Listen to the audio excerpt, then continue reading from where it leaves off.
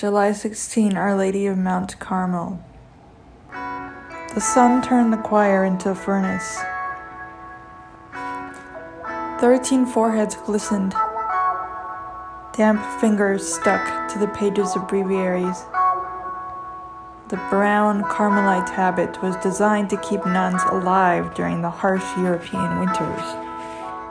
But in Los Angeles in July, it made each day a rehearsal for death. Lord, hear my prayer. Let my cry come to you.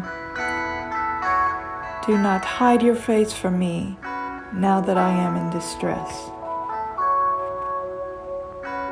13 years had passed since Sister John came to Carmel, and now her heart felt squeezed dry.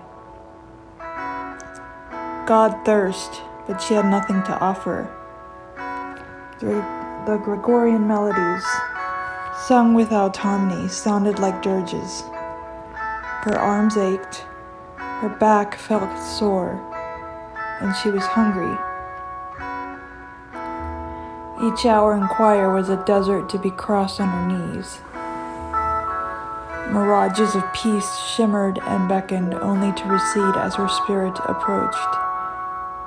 There was no shade, no shelter, no water. For my days vanish like smoke.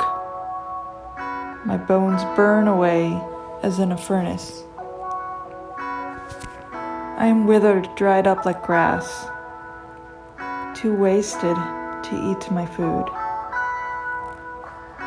Her first 6 years as a nun had passed quickly.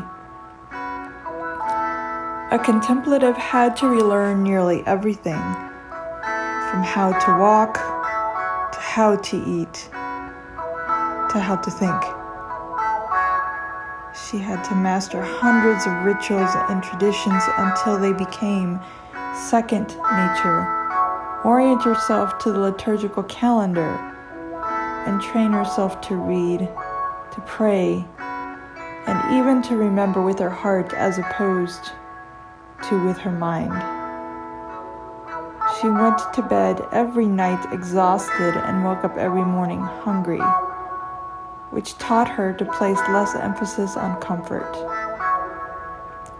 The rigorous daily schedule, which seemed to allow for no personal freedom, taught her to measure freedom differently. In religious life, everything was turned either upside down or inside out. To gain, one had to lose everything first. The only path to victory was through surrender. To become full, one had to become empty. She named herself John of the Cross, after the Spanish mystic and poet who, along with Saint Teresa of Avila, had dedicated himself to the spiritual reform of the Carmelite order. Denounced, imprisoned, beaten, and even excommunicated for his efforts, he never lost faith in the insights the Holy Spirit gave him. During his incarceration in Toledo, he wrote several lyric poems, including The Dark Night, which described the soul's crucifying but purifying journey away from self and towards God. As Sister John of the Cross, she hoped that when she faced her own dark night of the soul, she would, like her patron saint, find the strength to choose faith over despair. After 6 years of training and a feeling of steady progress toward God, she made solemn profession, vows of chastity, poverty, and obedience that could be revoked only through special dispensation from the Vatican. Solemn profession was a Carmelite's only public ritual.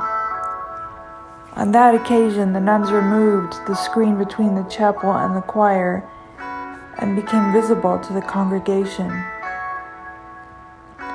On the day of her ceremony, Sister John saw only one familiar face in the chapel. Sister Priscilla had made the trip from Ohio to wish her well. They were allowed to visit with each other in the parlor for the rest of the day, separated by the grill, but able to speak and hold hands through the bars. Her former teacher departed with the words, "You'll be in my prayers always, Sister John." And then the reality of the transformation sank in. Helen was no longer waiting for her life to begin. The great journey was underway.